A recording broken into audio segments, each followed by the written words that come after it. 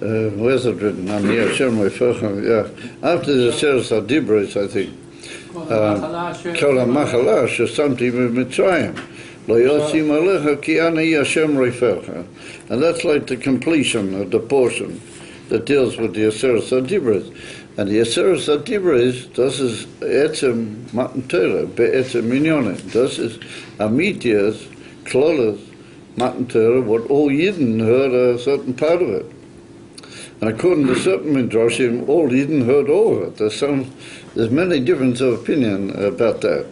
Anyway, Ani Hashem Reifecha, what does it say there? Kol HaMachala asher samti b'Mitzrayim lo osim alecha.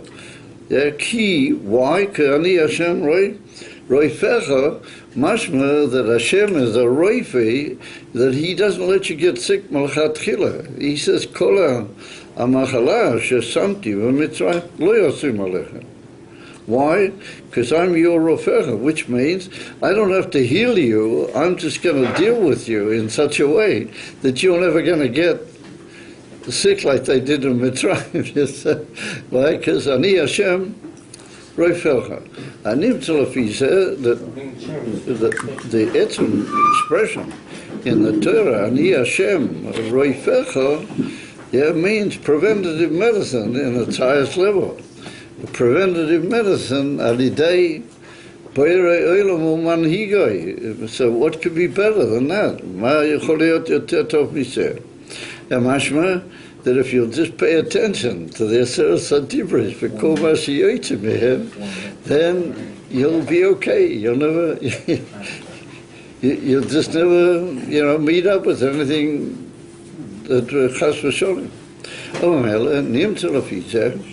That we're dealing, if we say that Iya is a Rosh Tevet, Ani Hashem Reifecha, then we're quoting a Pasik, what Lefi Pasik said, Hashem is going to handle with us, but even Kozeh, that you'll be L'chatchila, the Lashon Beisia, which is right at the beginning, you'll be Melachatchila Ariba. And Beis Iyah is not Rosh Chodesh Iyah. Beis Iyah is when you've already moved out of Rosh Chodesh and you've taken the Koyach of Rosh Chodesh and you've hit the weekday Seder. But what do you meet up with? Tiferet Shabbat Tiferet. As soon as you've hit the weekday Seder, you meet up with Tiferet Shabbat Tiferet. And what does Tiferet Shabbat Tiferet tell you? L'chatchila ariva, which means l'chatchila ein chashav. In other words, and where are we holding tonight? We're holding by Tiferet Shabbat B'hoi. So, in a few minutes, I hope we'll deal with about Hoi. Let's sort of put that, aside for a second. And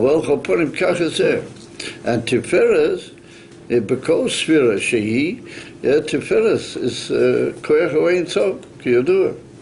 Tiferet unites all the opposites. Chochmah unites all the details. Tiferet unites opposites, things which are mamish Gvuda v'Chesed, and brings them together and makes a whole new inyan called Tiferet. Ani Hashem Reifecha and Tiferet Shebahoid and all the good Sachen, they're all getting to, together. And then we travel a bit further down the line, and what do we meet up with? We meet up with Pesach Sheni, which was just the other night. And we've just moved out of Pesach Sheni, and we're holding already by Tesvov. And Tesvov is the day that the man came down, just by the way. It's brought down in Sidrei Hayomim that the first day that the man started to come down was Tesvov Be'iyah. And if I'm not mistaken, the first war that the Yidden met up with was Milchemes HaMolech, and that was Tesayim Be'iyah, or if not Yudayim or something. And then we go another day further and we met up with Chai B'Iyah, and Chai B'Iyah is Lag B'Omer. Lag B'Omer is quite a day, to say the least of it. Amamela, L'choira Kol Zeh tells us that Iyah is a very, very remarkable chodesh. And particularly, there's another Rosh Tevas of Iyah, and that is Avram, Yitzchok, Yaakov, Rochel. Yeah. But that also teaches us something tremendously important, that the Ika always of the whole world are Avram, Yitzchok, Yaakov. Ein koirin la'oves ela l'shloisha. That's what the Gemara said. Only 3 people are called Oves, and that's Avram, Yitzchok, Yaakov, and that's amazingly high in Yonim. And it's he brought down in the Kutetera in Pasha Matzera, in Pasha Tazria, that the Oves, Ho'ilam, Avram, Yitzchak, Yaakov, the Hamshocha that they will mamshik is in some ways even higher than the Hamshocha Shalidei Matan Torah. Why? Because to start off and bring down Elokus into the world before, the Eibishter done it for you, and that's a tremendous piece of work. And that's what they always did. And therefore, if you want to daven every day, it's brought down that you have to connect up with the Ovis. And you have to have kavanah at the beginning of your davening to be mischaber, and therefore there's a whole meaning what the early tefillahs indicate Avram, Yitzchak, Yaakov. Without going now into the details, well, if you look it up in the different Meforshei Hasidurim, you'll find it. You have to make a kesher with the Oves, they are the bomber, because they're the Ikakoya, which gets us into everything. That's of an nonetheless. We see that you don't have Iyah unless you got Rochel as well. Yeah. And what is Rochel? Rochel is the Yiddish mama. Yeah. And I remember once I went to Cave Rochel with the old Rav in Drochlanda, all of a sudden, the Rav from Bnei Brak. I was a younger man, not long after the Chasna, and he was already an elderly man, but he wasn't old, like, he was, he was Marek Yomim, so, even if he was young, he was already quite old. We went to Cave Rochel, and I was accompanied by a couple of other people who were with him, and we went into Cave Rochel, and all of a sudden he began weeping. Wow, man, I haven't seen anything like that. He began weeping just like a small child. He was a big rope, But he started to sob. It wasn't he was just, wiping a couple of tears, but he was really, I just, I found it very hard, to take. I'm standing right alongside him, I'm sort of saying I'm all together and, I'm okay, And here's this big man, well-known role, and a very famous person standing alongside me, and he's just weeping. Demoy Sholish, I didn't quite know how to handle it, So after a while, I sort of pulled myself together and I put up with it, It lasted quite a while. So when we got out eventually, he used to go, for example, to Meron every Lag B'Omer. Also, he would never be Mahati, but he used to go, and he would go into the cave, and he would say, tell him he would weep. And then he would say a few other pieces of soya and things like that. Then people would know him, and they all come. So he would greet different people and shake their hands. And then he would leave, get into his car. That was it. B'shas he was there, So I asked him when we got out of Cave Rochel, I asked him in a very sort of derech eretz stick away, what was the weeping? Why was it such bechiyah? So he answered me in Yiddish. He said, "Amikon to the mama, veintrachas." He said, "If you come to your mother, it weeps." In Yiddish, this veintrachas means that it weeps of itself. Not you weep, but it happens to you. You start weeping automatically. That's what he said. Careful, Mali. I thought to myself, that is really something. But al choponim mizeh, אנחנו רואים that Rachel, she brings down all the inyonim of Avram, Yitzchak, and Yaakov down to the simple world, where if things, upset you, then you got to shed a Yiddish tear, Sometimes it's a little bit not so easy, and it's a bit of a battle. So Rachel says, a Yiddish tear is not going to do you any harm, you understand? It just has to be with the real heart. But in other words, Rachel brings down Avram, Yitzchak, and Yaakov into the reality of the world and gives you a certain Yiddish sensitivity, which is very rare, And therefore, it's written about Rachel that she is straying the whole time. She wants Mashiach, you know that. It's written that she's standing on her kiva the whole time. It's written that those who know, they know that Rachel is not inside, laying in her grave. She doesn't rest in her grave. She stands on top of the building and she strays the whole time. Yeah. And what does she stray? She strays, we want more Moshiach now. And she doesn't just say, stand, Eberster, maybe, we can get together, She really demands, She's a mediso kibro. That's pretty amazing stuff. Which means that the Rebbe is not bringing in any chidushim. There's nothing new here. The Rebbe just wants you to be like Rachel Imeinu. He wants you to stray. We want Moshiach now. Because that is the only feasible solution to the matzav in which Yidden find themselves. You follow? And the more we go ahead with what's called this crazy golas, then the more we see that the only thing that makes any sense is Moshiach. I mean, let's forget all the, the highfalutin inyonim, which there are many of them. But simply one realizes that the only inyan which makes any sense is Moshiach. That's the Rosh HaTevas of a year. It therefore is put down in Chassidus that Nisan, with all its gewaldige, unbelievable milas, Nisan is Iskafia. Iskafia. And Iyar is Ishavcha. And the whole of Chodesh is Ishavcha. Yeah. So you might say, well, Ishavcha is written in Tanya, that's Midas HaTzadikim. So, Shalom Aleichem Tzadikim. How are you doing, everybody?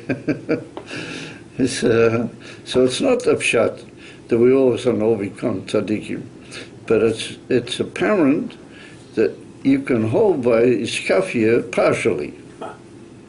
That's a very amazing thing.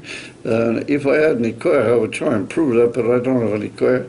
You just have to either accept my opinion or not.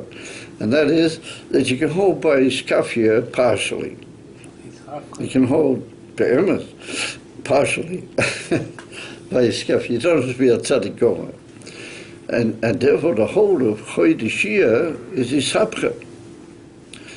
And so it's written that what brings in the Ishavcha part of it, Sfiras Haomer. Iyar is a very sort of apparently Balabati sort of month, but it's not. Every day it's got this mitzvah that you don't have that by other Chodesh. Every day you got a special mitzvah. Well, that's a whole big inquiry, Al-Pi Halacha. Is Sfiras Haomer just one mitzvah that begins at the beginning and then completes at the end? Or is every night a separate mitzvah? And we tend to follow sort of both opinions, but we definitely follow also the opinion that it's like a separate mitzvah every night. It's which means that every every night you get this amazing business, and what are you supposed to be doing? You're supposed to be changing all the midas into Kedusha. It's Kaddish, Kedusha Shomaila, you say to the, read that, he wrote it very carefully. It's very powerful stuff, he wrote it. I always feel bad, that I finish it. I would like to stay for a few hours with that Yehirotin, but it doesn't work out, you got to move, you got to go here, you got to go there. Oh, but it's amazingly powerful, that Yehirotin. And I said, I'm going to get Mishkadish, and I'm going to be this, and I'm going to be that. So I said, that's Taka Zoe, it's Isabcha. It's Mamish Isabcha. Even so, if he said that, Chodesh Yisavcha. So what is Yisavcha? What does Yisavcha mean? If you're holding by his kaf here, you're still a little bit sick, but you're working at it. You're taking a lot of heavy medicine, given by yourself, of course, and you're hammering away at the Nefesh Yabamias, and you're hopefully keeping him down. You follow? But he's active. He's the tight finish. He's a write-off, and he has signed off, and he's joined up with the case of Kedusha. He has willingly entered the field of Kedusha. That's what's Yisabcha. So what would you say that is? I would say that is preventive medicine. You follow? That you're not sort of, taking pills against your Nefesh HaBami. You have changed your Nefesh HaBami, that he no longer belongs to the other side. He's joined up the club. He's joined into the club. And he's part of the deal already. And that is the inyan from Sfira. What Sfira is Loshen Behirat. Behirat and Lochem, Sfatim Lochem, that you make the Lochem, you're part of the deal, you make it shine, you make it, give off light. How does that? That means that you brought your animal soul, whatever you like to call him, you brought him into Kedusha, and he's in the field, he's part of the deal, preventative medicine, pure healing. Real healing, like these guys, they call themselves healers, You've made it work. That's here, Ani Hashem Reifecha. Let's take a look at this for a second, at Pesach Sheni. Just for a second, let's look at Pesach Sheni. So here you are, you were either Tomei, Chas v'Sholem, or you were V'derech Rechoicha, but obviously that means something, whatever. And so you get all of a sudden a second chance.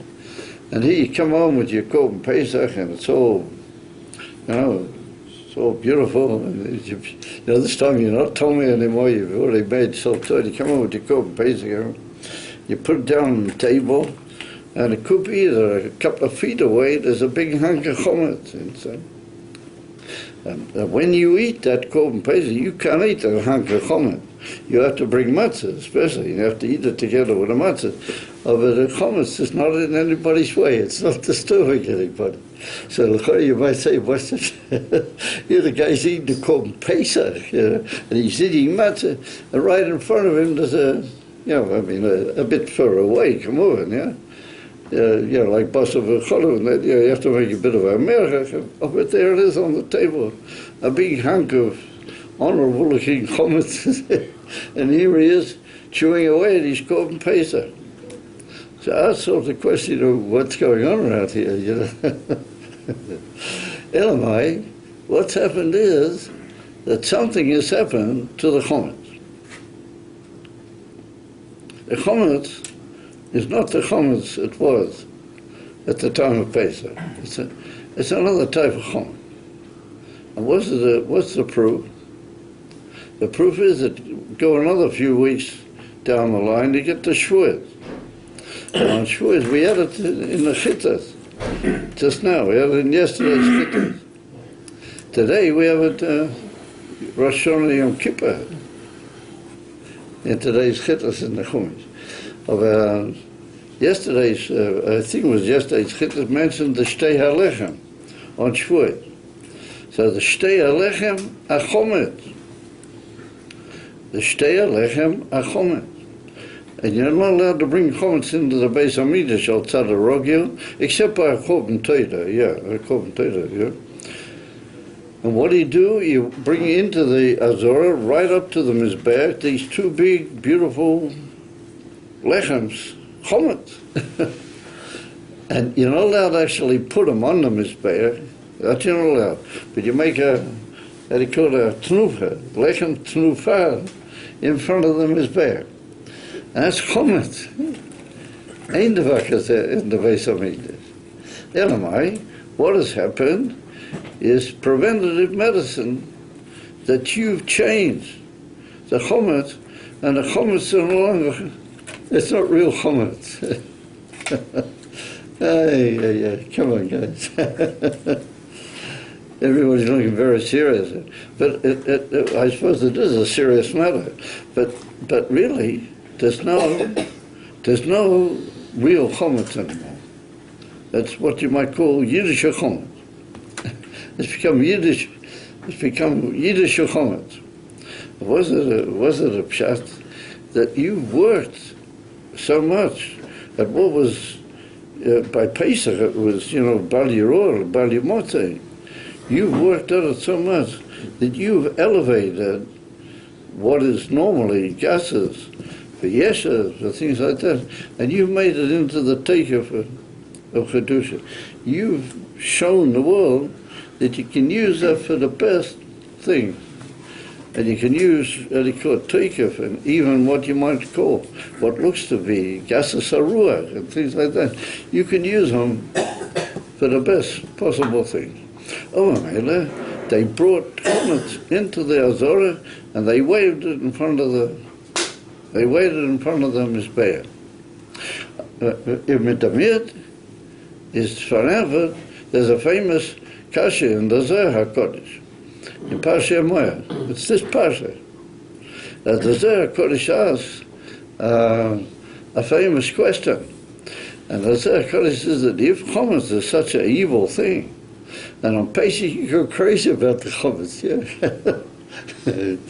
everybody's nervous about a mashifu, You take it out and you burn it and you say, he rots in the shrob, you've gotten rid of in the church. Everybody stepped out. Mad about chometz, And then all of a sudden, as soon as Shvi Shopeh is finished, everybody runs, to get their chometz and make sure the rob is already finished getting it back from the goy, but straight away, everybody chometz, shalom aleichem chometz. So the Zohar HaKodesh asks the question, if chometz is such an evil thing, how come you eat it immediately after Pesach and you eat it the whole year? I find that a very interesting question. I think that's a very amazing question. How come you eat it the whole year, with tremendous relish, and it's all the clippers, and it's burnt it and got rid of it, and here we are back with Shalom Aleichem Chometz.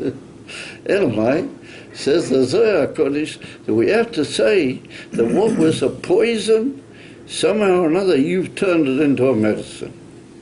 As I state in the Zohar HaKodesh, that when you keep all the laws of matzah and all the laws of Bal Yiror or Bal Yimotzei, all the things that Pesach represents, then you are affecting the chometz. So that when you finish, it's after Shvi Shal Pesach, you've been through the Yom Suf, with all the good Sachen, the chometz is not usual chometz anymore. Shalom Aleichem.